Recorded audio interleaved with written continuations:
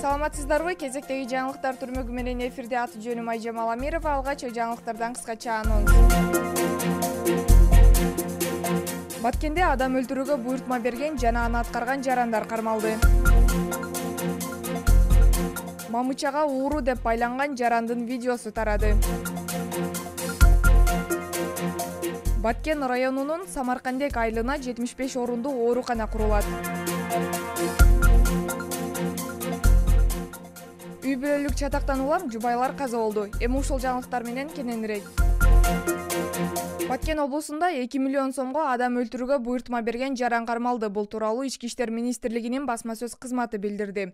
Баткен облусунун жашоочусу акча каражатын алуу максатында МЖ аттуу жаранды уурдап өлтүрүүнү уюштурган. Ал өзүнүн тааныштарына 2 миллион сом үчүн кылмыштуу буйртма берген. Уюшкан кылмыштуулук менен күрөшүү боюнча түштүк бөлүмүнүн ыкчам кызматкерлери Кадамжай районунда жашаган адамды жасалма уурдоону уюштурган. Андан соң уурдалган адамдын сүрөтүн уюштуруучуга көрсөтүшкөн. Жүргүзүлгөн ыкчам иликтөө иш-чараларынын жүрүшүндө кызматкерлер уюшкан кылмыштуу топтун бардык мүчөлөрүн кармашкан.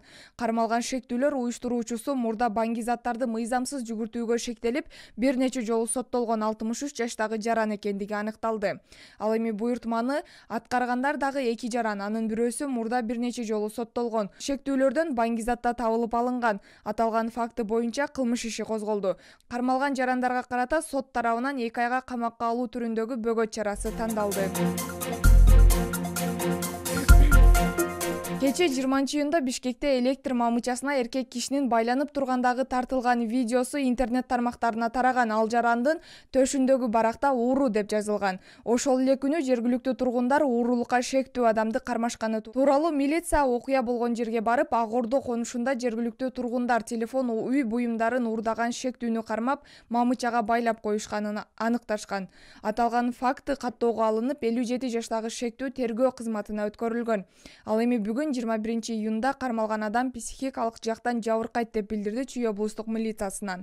Шектүүнүн туугандары соц тармакта тараган видеого байланыштуу арыз жазуудан баш тарткан. Шектүү 20-июнда конуштагы үйлөрдүн бирине кирип, бут кийимдерди жана уюлдук телефонду алып чыккан. Материалдык чыгымдын суммасы 14500 сомду түзөт деп айтылат маалыматта. Учурда тергөө амалдары жүрүүдө. Мындан сырткары маалыматта жергиликтүү тургундардын аракетине дагы юридикалык баа берилери айтылат. Баткен районунун Самаркандек айылына 75 орундуу оорукана курулат. Имарат 2 кабаттуу болот. Курулуштун жалпы сметалык баасы 125 миллион 809 миң 721 сом деп белгиленүүдө. Бул тууралуу Баткен облустук курулуш жана инженердик инфраструктура башкармалыгынын башчысы Дүйшө Жалилов Салам медиага билдирди. Бүгүнкү күндө оорукананы куруу боюнча Турак жай курулуш департаменти тарабынан тендер жарыяланды. Самаркандек айылындагы жалпы дарыгерлер практикалык борборунун жаңы имараты жаз айларына пайдаланууга берилүүсү күтүлөт деп кошумчалады Жалилов. Чатактан улам жубайлар каза болду. 2022 жылдын 19-июн түнү болжол менен 4 чамаларында Кадамжай шаарындагы Металлург көчөсүндө жайгашкан үйдө 1987 жылы туулган жаран өзүнүн жолдошу менен өз ара пикир келишпей урушуп кетишкен.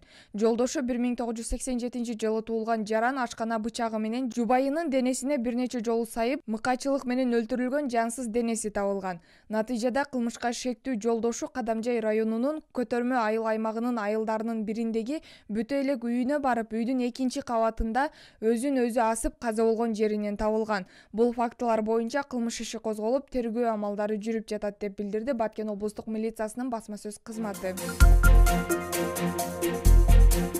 Сиздерди жаңылыктар түрмөгү менен мен Айжамал Амирова тааныштырдым. Кайрадан эфир аркылуу амандашканча сак саламатта туруңуздар.